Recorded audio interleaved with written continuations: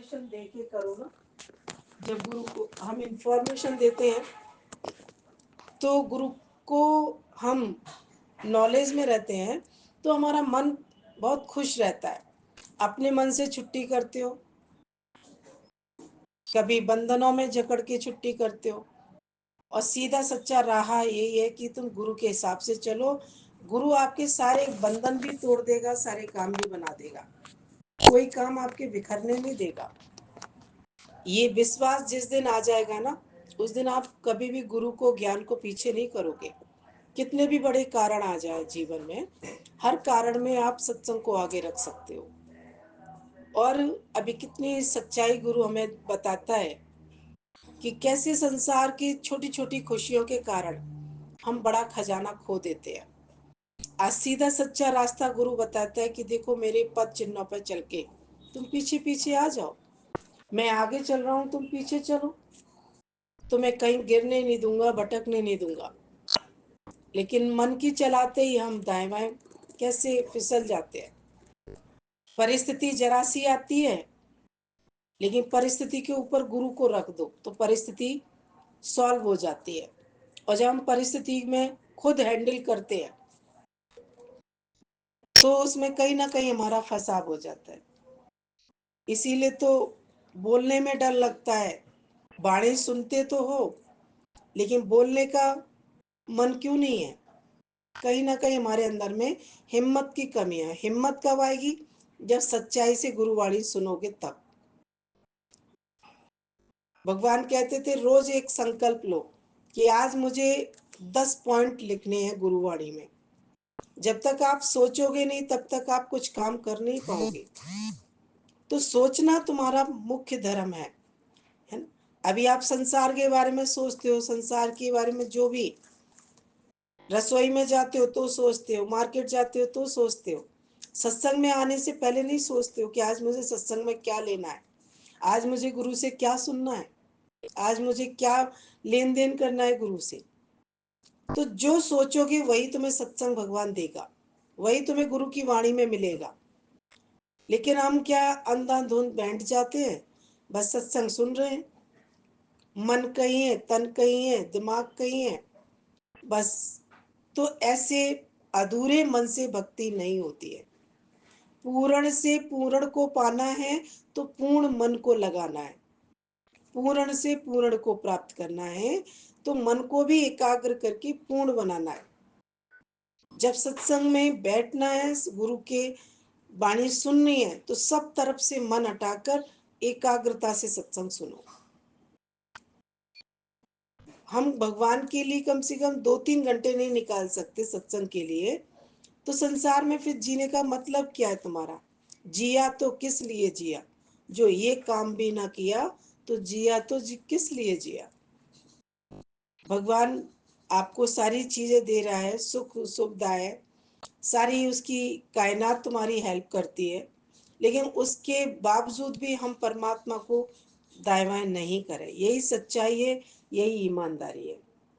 ईमानदारी से चलोगे, गुरु के बन के चलोगे, गुरु के दिल में समा जाओगे। और जो गुरु के दिल में समाता है उस वो प्रभु के दिल में अपने आप रम जाता है। प्रभु को अलग से पुकारने की कहीं जरूरत नहीं है। गुरु राजी तो सब राजी, अब क्या करेगा कोई काजी। तो सबसे सरल भक्ति है कि गुरु को राजी करते जाओ, पूरी प्रकृति आपकी अपने आप राजी हो जाएगी। सबसे सरल माध्यम है, सबसे सरल भक्ति है गुरु भक्ति। गुरु के वचन का जो पालन करता है वो तीनों लोकों में झंडा उसका अपने आप ही, परमात्मा उसको स्वीकार करता है, अपने आप वो सबके दिल में राज्य करता है। और जो गुरु के वचन को तोड़ दे, वो कितना भी बड़ा शहंशाह बन जाए फिर भी वो कुछ भी नहीं है। सिकंदर ने बोला ना कि मैंने पूरी सृष्टि में राज्य फैलाया, लेकिन आज मैं लेके क्या जा रहा हूँ? कुछ भी नहीं लेके जा रहा। अंतिम समय उसे बैराग आया, सब कुछ जिंदगी इस राज्य को जीतने में निकाली, उस राज्य को मैं सिकंदर बन जाऊं, मैं राज संसार में जीतने वाला बन जाऊं। जीत लिया उसने, सब कुछ जीता, लेकिन संग जाने की बारी क्या आई तो क्या ले गया? तभी तो उसने बोला कि मैं संसार वालों को एक मैसेज देना चाहता हूँ, जो गलती मैंने की है वो संसार वाले ना करें। पूछा कि क्या करना चाहते हो? बोले जब मेरे को कब्र में दफना हो तो दोनों हाथ मेरे बाहर निकाल देना। तो मैं दुनिया वालों को बताना चाहता हूँ कि कितना भी इकट्ठा कर लो, लेकिन जब जाओगे ना तो दोनों हाथ खाली जाओगे। सिकंदर को तो अंतिम समय में समझ आई, लेकिन आज गुरु के शुक्राने हैं, गुरु हमें समय से पहले जगाना चाहता है। ना तुम्हारा टाइम खराब हो, ना तुम्हारी शक्तियां, आपकी शक्तियों का लॉस नहीं हो, आप कमजोर नहीं बने, आप ताकतवर बने। लेकिन कब? जब आप सत्संग का पालन करेंगे तब, जब गुरु के वचन पे, बताए हुए वचन पर चलोगे। कई बार हम क्या करते हैं, हम तो सत्संग सुन लेते हैं ना, जो मन में अच्छा लगता है वही वाणी उठा लेते हैं। बोले नहीं, ये तुम्हारे लिए तभी तो बार बार पूछा जाता है कि तुमने सत्संग में वाणी में क्या सुना। क्योंकि जब तक तुम डॉक्टर को अपना रोग नहीं बताओगे तो डॉक्टर तुम्हारी बीमारी का निवारण नहीं करेगा। आप मेडिकल पर जाके डॉक्टर का पर्चा नहीं दोगे तब तक मेडिकल वाला दवाई नहीं देगा आपको।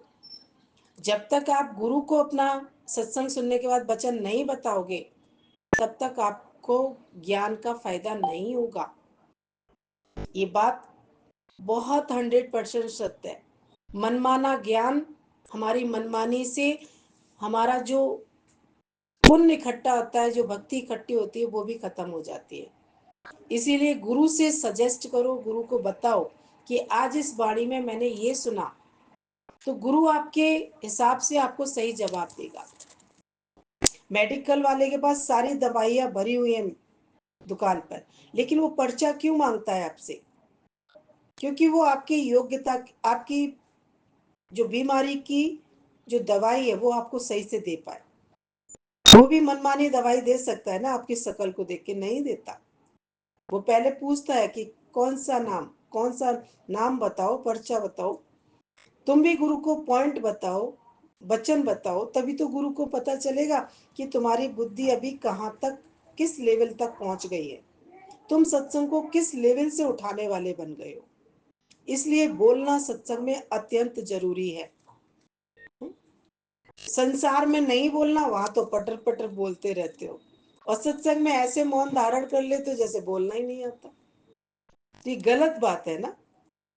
तैयारी से नहीं बैठते हो, तैयारी करते नहीं हो, डरते हो कहीं ना कहीं अगर हम गलत गुरु के सामने बोलेंगे तो गुरु हमें पकड़ लेगा।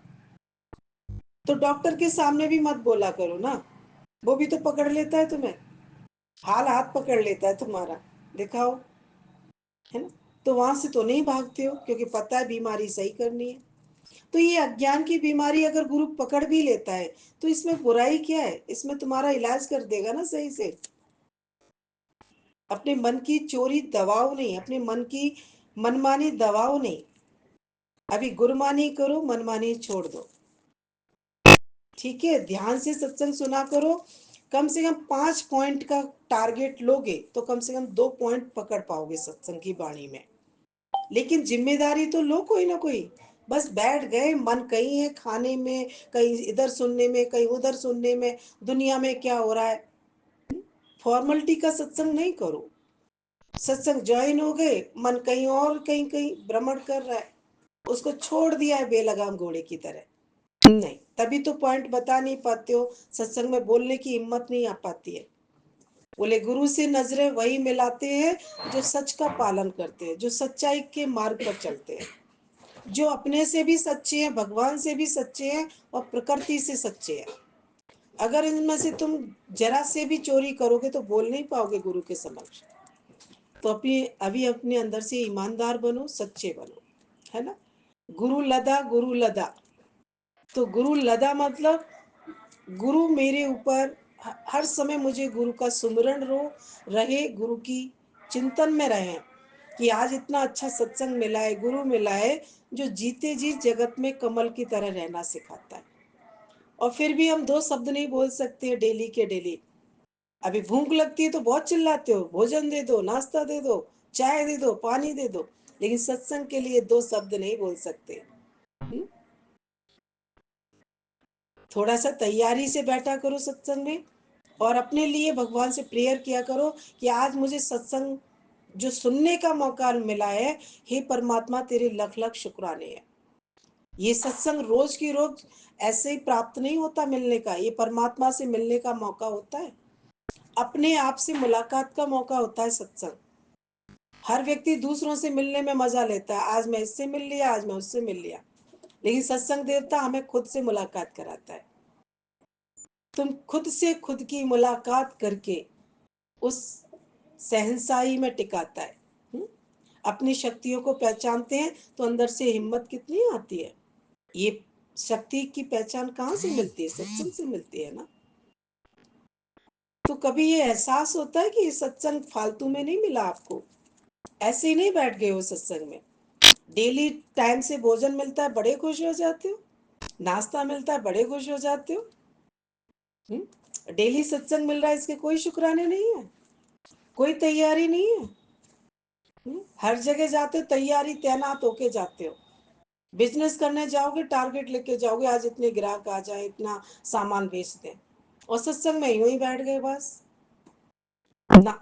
सत्संग में भी टारगेट लेके बैठो कि आज मुझे गुरु की वाणी से 5 पॉइंट निकालने ही निकालने हैं, आज 10 पॉइंट मुझे कैच करने हैं, और 10 पॉइंट में से मुझे गुरु को 2 पॉइंट तो बताने ही बताने हैं। फिर देखो जिंदगी का रहस्य कितना सुंदर, और जिंदगी कितनी खुशनुमा हो जाएगी। लेकिन जागे हुए मन से भक्ति करो, सोए हुए मन से भक्ति करने में कोई मजा नहीं आता। ठीक है, हिम्मत तब आती है जब सच्चे बनते हैं। जरा सी भी चोरी करते हो तो अंदर से खुद ही मुंह नहीं खुलेगा तुम्हारा, खुद ही ताले पड़ जाएंगे, मुंह पर सिल जाता है मुंह। सभी से यही मैसेज है कि अच्छे से समझदारी से सत्संग का पालन करो, और नित्य का सत्संग। भोजन की जितनी चिंता रहती है ना, दोनों टाइम खाना है, दोनों टाइम सोने का टाइम होगा, नींद आ रही है, अब तो सोने मिल जाए, और सत्संग में फालतू में सुनो सुनो ना बताओ, कोई बात नहीं है। नहीं, स्कूल से बच्चा आता है ना होमवर्क लेके, माँ पूछती बेटा आज क्या पढ़ा है मैम ने, बच्चा चुप कर जाए, कुछ ना बोला बताए आपको, तो कैसा लगेगा? बच्चे को चांटा मारते, बोलना क्या पढ़ के आया है। और गुरु आपको नहीं पूछेगा कि आज आपने क्या सत्संग में सुना, कल कहाँ घूम रहे थे, आज क्यों सत्संग नहीं आए। ये रोज का लेखा जोखा गुरु तुम्हारा लेता है ना। जो गुरु को लेखा जोखा रोज देते हैं, वो उसका यमराज लेखा जोखा नहीं लेते हैं। ध्यान रखना, यमराज को लेखा जोखा देना है या गुरु को लेखा जोखा देना है।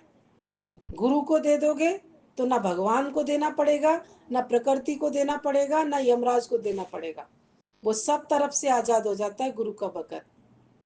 तभी तो बोला कि गुरु की भक्ति बड़ भागी पावे।